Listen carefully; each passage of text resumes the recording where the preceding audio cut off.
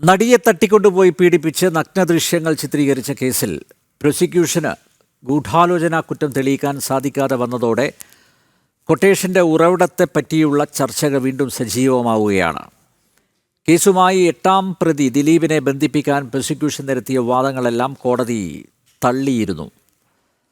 നടിയെ ആക്രമിക്കാനുള്ള പദ്ധതി മെനഞ്ഞത് പൾസർ സുനിയോ കൂട്ടുപ്രതികളായ മറ്റ് 5 പേരോ അല്ല.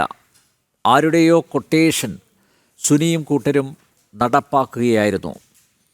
ലഭിച്ച പ്രതിഫലത്തെ ചൊല്ലി ചില തർക്കങ്ങളൊക്കെ ഉണ്ടായി എന്ന് പറയുന്നുണ്ടെങ്കിലും മുൻകൂട്ടി ആസൂത്രണം ചെയ്ത ശേഷം പണം കൊടുത്ത് കൊട്ടേഷൻ ടീമിനെ ഇറക്കിയാണ് ഗുരുതരമായ കുറ്റകൃത്യം നടത്തിയത് എന്നതിൽ സന്ദേഹമില്ല.